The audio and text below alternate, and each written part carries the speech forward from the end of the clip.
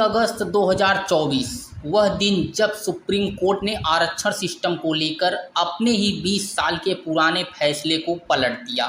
CJI चंचोर की अध्यक्षता वाली 7 सदस्य बेंच ने 6-1 से फैसला देते हुए SC/ST के लिए कोटे में कोटा को मंजूरी दे दी। कोर्ट ने अपने आदेश में कहा कि राज्य सरकारें अब अनुसूचित जाति यानी SC के रिजर्वेशन कोटे में कोटा दे सकेगी, यानी SC कैटेगरी के अंदर आने वाली अलग अलग जातियों में रिजर्वेशन कोटे का बंटवारा किया जा सकेगा। सुप्रीम कोर्ट के इस फैसले पर चंद्रशेखर से लेकर अन्य दलित नेता सवाल उठा रहे हैं और इसी मामले को लेकर 21 अगस्त को भारत बंद का ऐलान भी कर दिया। दलितों की सर्वमान्य नेता और बसपा चीफ मायावती ने भी इस पर फैसले पर असहमति जताई। रविवार को प्रेस कॉन्फ्रेंस के दौरान बसपा चीफ ने कई सवाल किए, वो क्या है सुनिए। परंतु अब 1 अगस्त 2024 के इस निर्णय के बाद जहां जो पार्टी सत्ता में होगी वह अपनी अपनी राजनीति के हिसाब से अदलती बदलती रहेगी, जिसके साथ साथ राज्य सरकारें अपने अपने वोट बैंक के लिए अपनी मनचाही जातियों को आरक्षण का अनुचित लाभ देने का प्रयास करेंगी। इस प्रकार से इस आदेश से ऐसी अनेकों समस्याएं उत्पन्न होंगी जिसके कारण SC व ST को मिल रहा आरक्षण ही समाप्त हो जाएगा। एक प्रकार से SC व ST को मिल रहा आरक्षण ही समाप्त हो जाएगा और फिर इसका नतीजा ये होगा कि अनुसूचित जाति व जनजाति वर्ग अंत में आरक्षण से वंचित रह जाएगा और उनके हिस्से का आरक्षण भी अंत में किसी न किसी रूप में सामान्य वर्ग को ही दे दिया जाएगा। माननीय सुप्रीम कोर्ट द्वारा अपने 1 अगस्त 2024 के इस निर्णय में इस बिंदु पर भी पर्याप्त विचार व्यक्त नहीं किए गए हैं कि अनुसूचित जाति और अनुसूचित जनजाति के किन लोगों को क्रीमी लेयर की श्रेणी में रखा जाएगा और यह तय करने का क्या मानक होगा कि किन लोगों को अब आरक्षण की आवश्यकता नहीं है तथा इस कार्य के लिए अब राज्य सरकारों को राजनीति करने का पूरा मौका मिल जाएगा। माननीय सुप्रीम कोर्ट के इस निर्णय के बाद यदि अनुसूचित जाति और अनुसूचित जनजाति के भीतर उपवर्गीकरण किया जाता है तो वर्तमान में लागू आरक्षण के अनुसार सरकारी नौकरियों और शैक्षणिक संस्थानों में अनेकों पद रिक्त रह जाएंगे, क्योंकि जिन सीमित वर्ग की उपजातियों को आरक्षण दिया जाएगा उसमें रिक्त पद के सापेक्ष उतने अभ्यर्थी उपलब्ध नहीं हो पाएंगे और ऐसी स्थिति में ये बची हुई रिक्तियां अंत में सामान्य वर्ग के हिस्से में ही चली जाएंगी, जिससे समूचे दलित व आदिवासी समाज के पिछड़े हुए लोगों को काफ़ी नुकसान होगा और उनमें असंतोष की भावना उत्पन्न होगी। इसके साथ साथ माननीय सुप्रीम कोर्ट के निर्णय दिनांक 1 अगस्त 2024 के अनुसार अब राज्य सरकारों को ये अधिकार होगा कि वह संविधान के अनुच्छेद 341 व 342 के अंतर्गत माननीय महामहिम राष्ट्रपति के द्वारा घोषित SC व ST जातियों के समूह का उपवर्गीकरण करके आरक्षण का लाभ उनमें से कुछ जातियों को दे सकती है और ऐसा करते समय SC व ST के समूह में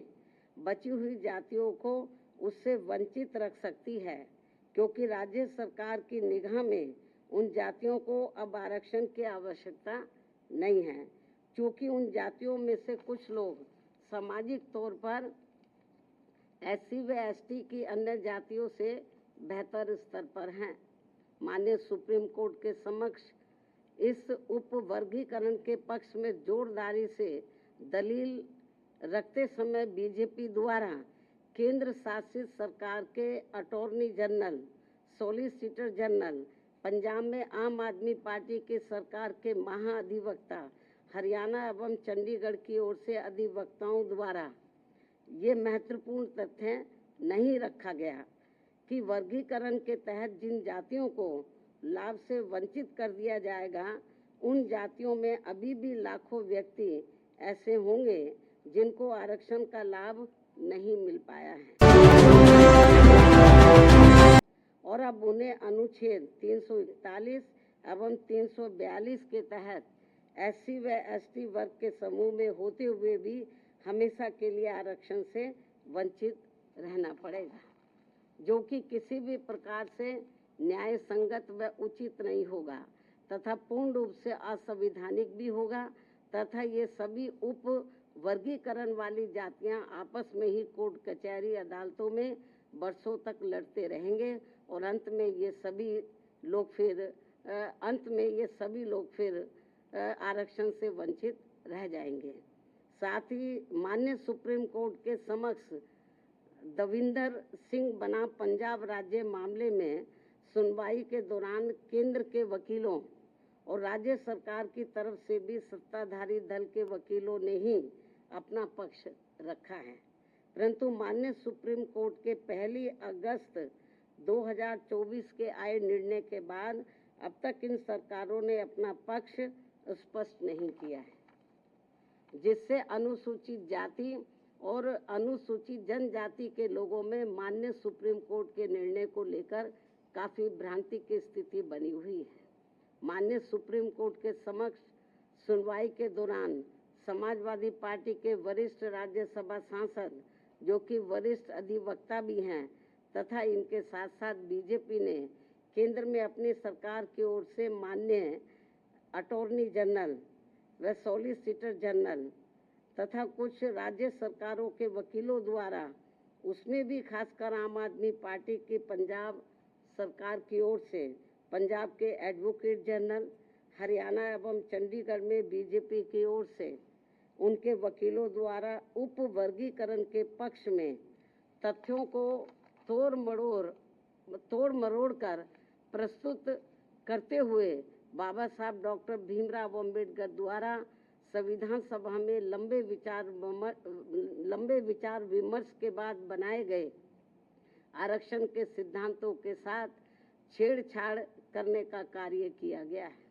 जो कि आरक्षण को पूरी तरह समाप्त करने की मानसिकता के साथ उठाया गया ये गंभीर कदम है।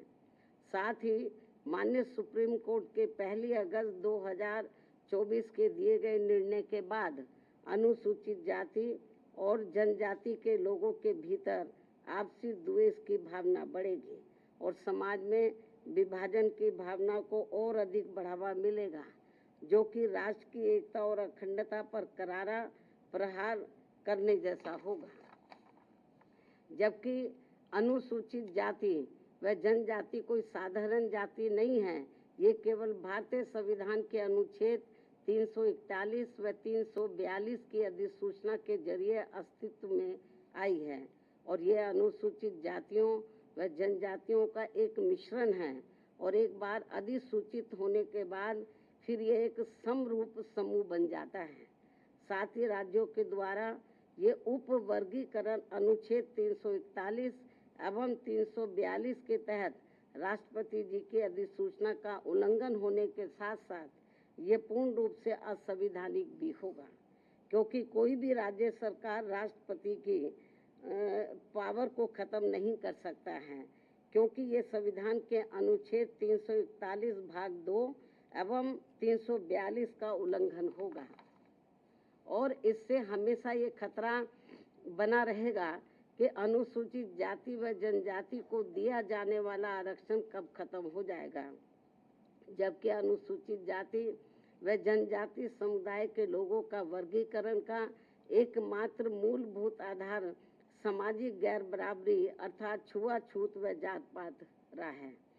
ऐतिहासिक तौर पर सामाजिक गैर बराबरी की वजह से ही आरक्षण दिया गया है, तो ऐसे में जाति के आधार पर प्रताड़ना झेलने वाले समुदाय के बीच आरक्षण का बंटवारा करना ये पूर्ण रूप से अनुचित, असंवैधानिक व गलत है, क्योंकि दलितों व आदिवासियों के लिए आरक्षण का उद्देश्य जात पात व छुआछूत की बुराइयों को दूर करना था। साथ ही दिनांक 1 अगस्त 2024 के माननीय सुप्रीम कोर्ट के निर्णय अनुसार अब राज्य सरकारें अनुसूचित जाति व जनजाति का उपवर्गीकरण कर सकते हैं, जो कि असंवैधानिक है एवं उचित नहीं है। इतना ही नहीं बल्कि अनुसूचित जाति एवं जनजाति समुदाय का यह उपवर्गीकरण, जिसे माननीय सुप्रीम कोर्ट ने अनुमति दे दी है, इसे अब राजनीतिक दलों द्वारा राजनीतिक हथियार के रूप में उपयोग किया जाएगा। जहां एक तरफ राजनीतिक दल अपने राजनीतिक उद्देश्यों को पूरा करने के लिए कुछ अनुसूचित जाति व जनजाति वर्गों को हाशिए पर धकेल देंगे और उनके लिए पक्षपात का माहौल बनाकर अपना उद्देश्य पूरा करेंगे, तो वहीं दूसरी तरफ अनुसूचित जाति एवं जनजाति के इस उपवर्गीकरण के कारण काफी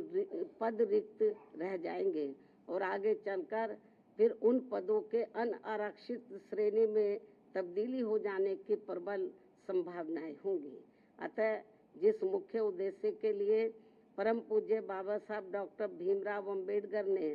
संविधान के तहत अनुसूचित जाति एवं जनजाति वर्ग को आरक्षण दिया था, उसे अब एक प्रकार से प्रभावहीन बना दिया जाएगा, अर्थात खत्म कर दिया जाएगा। वैसे भी खासकर बीजेपी, कांग्रेस व समाजवादी पार्टी आदि हमेशा से ही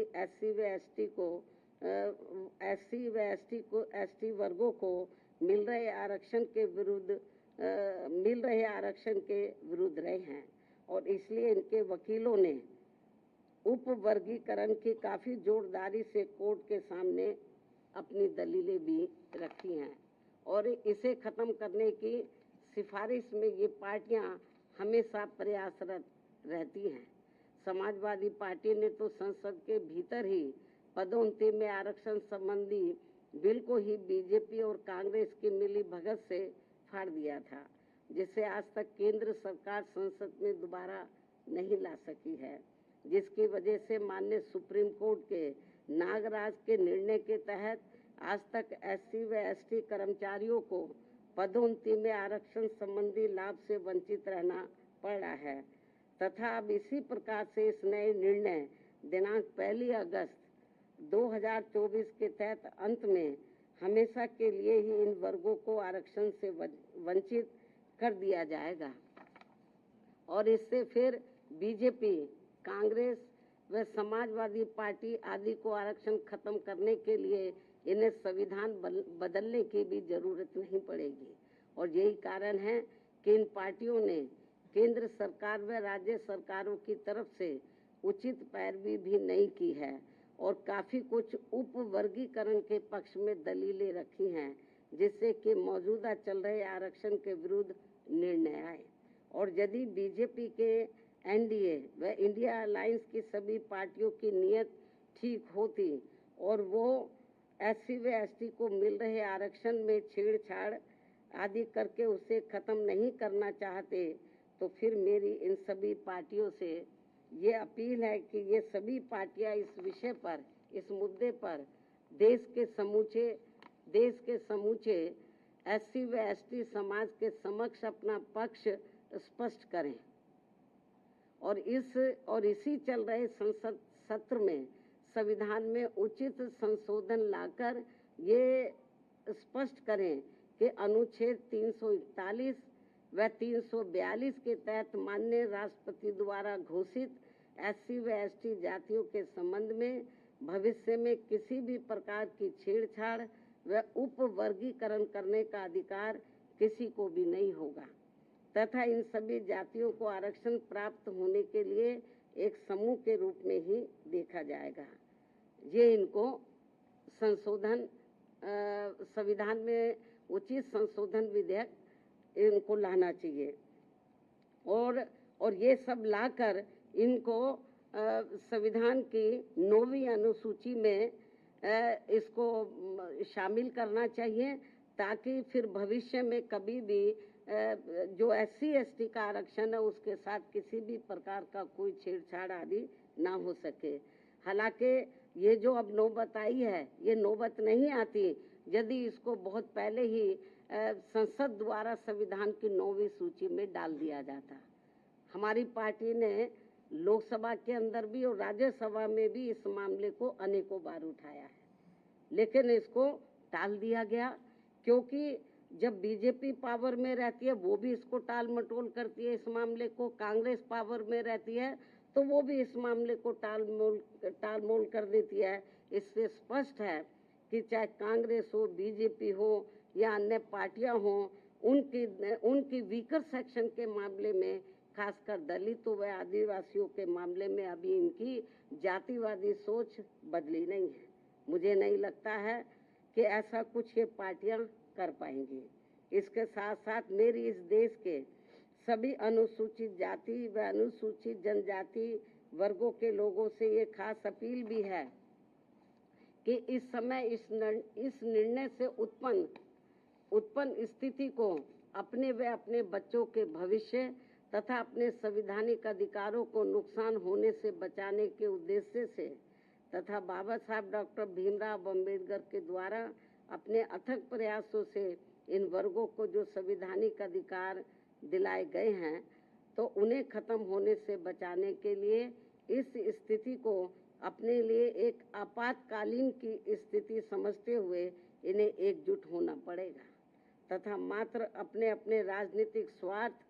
व दबाव से प्रेरित न होकर यहाँ सभी राजनीतिक पार्टियों के ऊपर दबाव डालकर उचित संवैधानिक संशोधन लाने के लिए मजबूर